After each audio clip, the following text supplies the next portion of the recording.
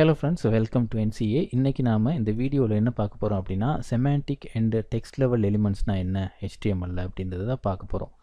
So ஸ்க்ரீனில் நீங்கள் வந்து பார்க்கலாம், நம்ம பயன்படுத்தக்கூடிய எல்லா எலிமெண்ட்ஸும் காட்டப்பட்டிருக்கு. அதாவது எல்லா டேக்ஸும் காட்டப்பட்டிருக்கு. Emphasize, strong emphasize, definition, abbreviation, இந்த மாதிரி எல்லாத்துக்குமே நாம் வந்து இந்த டேக்ஸை வந்து பயன்படுத்த முடியும்.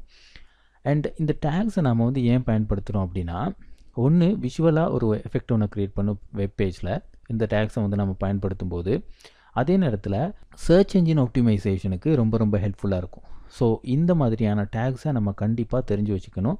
அப்போது தான் நமக்கு வந்து அது யூஸ்ஃபுல்லாக இருக்கும். அதே நேரத்தில் நம்ம வந்து சர்ச் என்ஜினால் கண்டுபிடிக்கக்கூடிய ஒரு நல்ல வெப்பேஜ் எழுதணும் அப்படின்னா நமக்கு இந்த டேக்ஸ் எல்லாம் ரொம்ப முக்கியம். ஓகே, சரி, நம்ம வந்து இந்த டேக்ஸை எல்லாம் எப்படி பயன்படுத்த போகிறோம் அப்படின்றத பார்க்கலாம். ஓகே, நம்மளுடைய இதுக்கு முந்தைய வீடியோவில் என்ன பண்ணியிருக்கோம் அப்படின்னா, HTML_EX அப்படின்னு ஒரு ஃபோல்டர் ஒன்று க்ரியேட் பண்ணி நமக்கு தேவையான எக்ஸசைஸ் ஃபைல்ஸ் எல்லாம் இதுக்குள்ளே தான் போட்டிருந்தோம். அண்ட் விசுவல் ஸ்டுடியோ கோடில் இந்த ஃபோல்டரை ஏற்கனவே இம்போர்ட் பண்ணி வச்சுருந்தோம். ஸோ நமக்கு வந்து ஈஸியாக அவைலபிளாக இருக்கும் இந்த எல்லா ஃபோல்டர்ஸும், அதாவது எல்லா எக்ஸசைஸ் ஃபைல்ஸும். ஸோ அதனால் நான் என்ன பண்ணுறேன்னா, விசுவல் ஸ்டுடியோ கோடை வந்து ஓப்பன் பண்ணிக்கிறேன். ஓகே, ஓப்பன் பண்ண உடனே இங்கே வந்து நீங்கள் பார்க்கலாம், நம்மளுடைய HTML_EX அப்படின்ற ஃபோல்டர் வந்து ஏற்கனவே இம்போர்ட் ஆகியிருக்கு. ஸோ இதில் வந்து நாம் பார்த்தோம் அப்படின்னா, semantic and text level element இருக்குல்ல, இதுக்குள்ளே index.html அப்படின்ற ஒரு HTML ஃபைலை நான் வந்து எழுதி வச்சுருக்கிறேன் ஏற்கனவே.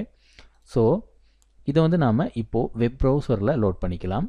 நீங்கள் வந்து ஜஸ்ட் இந்த டேக்ஸ் எல்லாம் என்ன அப்படின்றது மட்டும் தெரிஞ்சுக்கிட்டிங்கன்னா கூட போதும். அண்ட் ப்ராக்டிஸ் அப்படின்றது ரொம்ப முக்கியம். நீங்கள் வந்து நீங்கள் வந்து ப்ராக்டிஸ் பண்ணி பார்க்கணும். ஓகே, ஜஸ்ட் ரைட் கிளிக் பண்ணி ஓப்பன் வித் லைவ் சேவர் அப்படின்னு கொடுக்குறேன். இங்கே அலோ எக்ஸஸ் கொடுத்துடலாம்.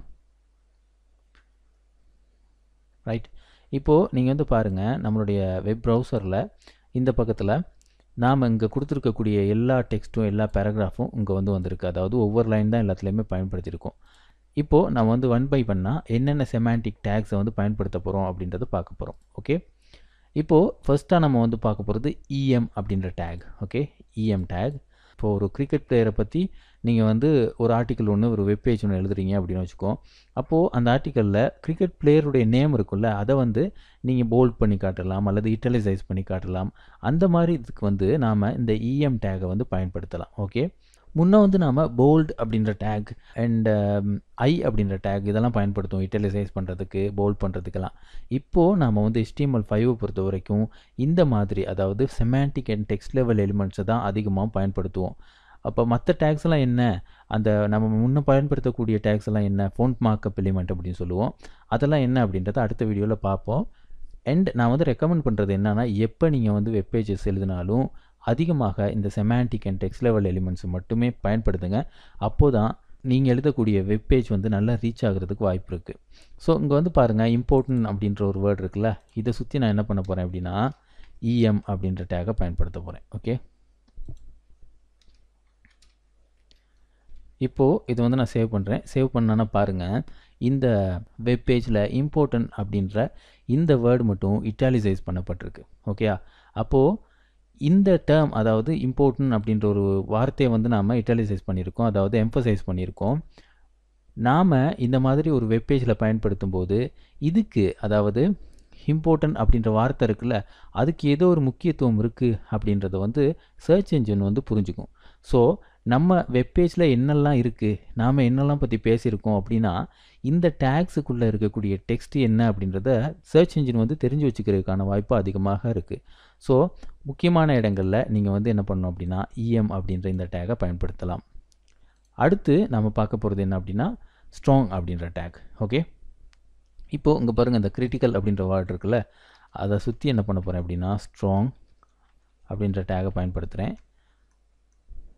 அதே மாதிரி அந்த டேகை இங்கே க்ளோஸ் பண்ணுறேன். க்ளோஸ் பண்ணிவிட்டு சேவ் பண்ணேன் அப்படின்னா பாருங்கள், இந்த கிரிட்டிக்கல் அப்படின்ற வார்த்தை மட்டும் நமக்கு போல்ட் பண்ணப்பட்டிருக்கு. ஓகே, இதுக்கு நம்ம வந்து B டேகும் பயன்படுத்தலாம்.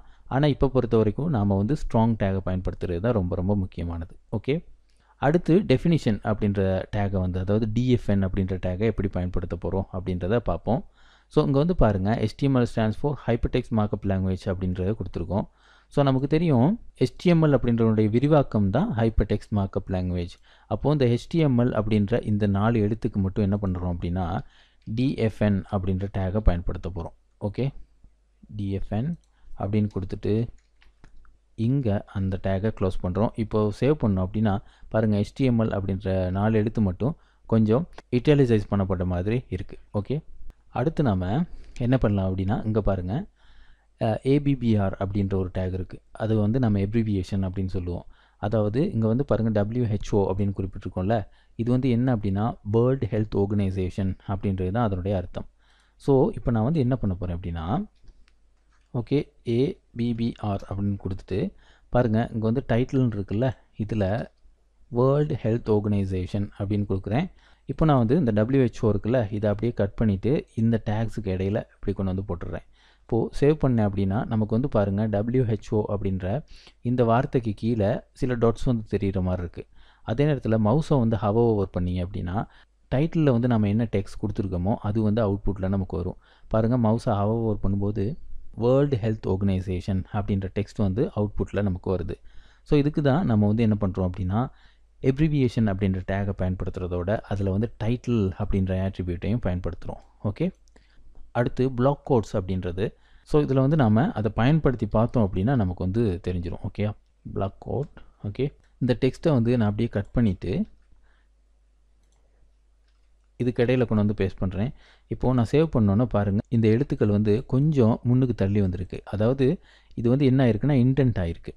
அப்போது நம்ம வந்து ஸ்பெஷலான சில டேர்ம்ஸ் அல்லது சில போயம் மாதிரியான விஷயங்கள் வந்து வெப்பேஜில் பயன்படுத்தும் போது நாம் வந்து என்ன பண்ணலாம் அப்படின்னா பிளாக் கோட் அப்படின்ற இந்த டேகை பயன்படுத்தி அதை வந்து நாம் கொஞ்சம் ஸ்பெஷலாக தனிமைப்படுத்தி காட்டலாம் வெப்பேஜில். ஓகே, அடுத்து Q அப்படின்ற ஒரு டேக் இருக்குது. இந்த டேக் வந்து நம்ம எதுக்கு பயன்படுத்துகிறோம் அப்படின்னா டபுள் கோட்ஸை பயன்படுத்துறதுக்காக பயன்படுத்திக்கிருக்கோம். ஓகே, இப்போது நான் வந்து பாருங்கள் இங்கே Q அப்படின்னு கொடுக்குறேன்.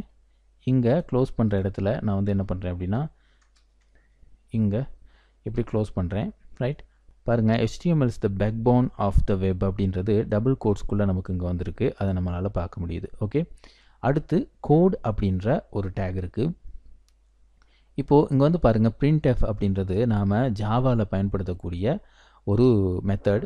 ஓகே, அந்த மெத்தடை வந்து நம்ம வந்து இங்கே பயன்படுத்தியிருக்கோம். பாருங்கள் அது எந்த விதமான வித்தியாசமும் இல்லாமல் மற்ற டெக்ஸ்ட் மாதிரியே தான் இருக்குது. ஸோ இதை வந்து நான் வேறுபடுத்தி காட்டணும் அப்படின்னா என்ன பண்ணலான்னா கோட் அப்படின்ற டேகை பயன்படுத்தலாம். இங்கே அதை வந்து நான் என்ன பண்ணுறேன்னா க்ளோஸ் பண்ணுறேன். இப்போது சேவ் பண்ணிட்டு பார்த்தீங்கன்னா printf அப்படின்றது நம்ம வந்து கோட் எழுதும்போது எப்படி பயன்படுத்துவோமோ அதே மாதிரி கொஞ்சம் வித்தியாசப்பட்டு காட்டப்படுது. ஓகே, அடுத்து வந்து சாம்பிள் டெக்ஸ்ட் அப்படின்ற ஒரு டேக், அதாவது சாம்ப் அப்படின்ற டேகை தான் பார்க்க போகிறோம். இப்போது இதில் வந்து பாருங்கள் ஹலோ வேர்ல்டு அப்படின்னு இருக்குல்ல, இதை வந்து நான் அந்த டேகுக்குள்ளே கொண்டு வரேன்.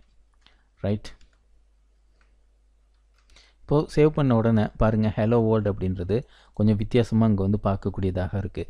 இப்போது இப்படி வச்சுக்கோம், நீங்கள் வந்து ஒரு வெப்பேஜ் ஒன்று எழுதுறீங்க, அந்த வெப்பேஜில் ப்ரோக்ராமிங் சம்மந்தமான அவுட்புட் எல்லாம் காட்ட வேண்டி வருது அப்படின்னு வச்சுக்கோம். அந்த நேரத்தில் நீங்கள் வந்து இந்த டேகை பயன்படுத்தலாம். பயன்படுத்தினா வரக்கூடிய அவுட்புட் வந்து இந்த மாதிரி வித்தியாசமாக விளங்கும். ஓகே, அடுத்து KBD அப்படின்ற டேக், அதாவது கீபோர்ட் ஷார்ட்கட்லாம் இருக்குல்ல, அதை வந்து நாம் வெப்பேஜஸில் காட்டணும் அப்படின்னா அதுக்கு நாம் இந்த டேகை வந்து பயன்படுத்தலாம். ஸோ இங்கே வந்து பாருங்கள் Ctrl+S to save the document அப்படின்னு கொடுத்துருக்கோம் இல்லைங்க.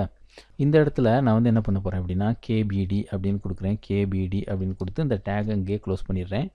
ரைட், இதில் இந்த டெக்ஸ்ட்டை மட்டும் எடுப்போம். ஓகே, ப்ளஸ் வந்து நமக்கு வேணாம், நமக்கு வந்து எடுக்க தேவையில்லை.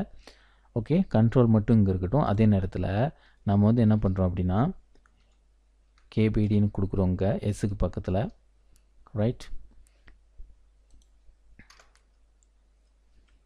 இங்கே எஸ்ஸை கொடுக்குறோம். இப்போது சேவ் பண்ணிவிட்டு பார்த்தோம் அப்படின்னா பாருங்கள் நமக்கு வந்து இந்த Ctrl+S அப்படின்ற ஷார்ட்கட் வந்து தெளிவாக நம்மளுடைய வெப் பேஜில் தெரியுது.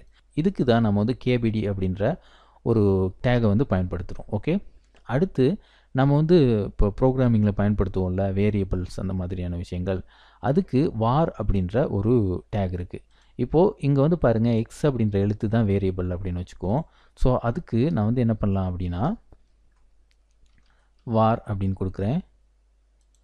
அடுத்து இந்த வார் டேகை வந்து க்ளோஸ் பண்ணுறேன். இப்போது சேவ் பண்ணிவிட்டு பார்த்தோம் அப்படின்னா எக்ஸ் அப்படின்றது ஒரு வித்தியாசமான முறையில் நம்ம ஸ்க்ரீனில் வந்து தெரியும்.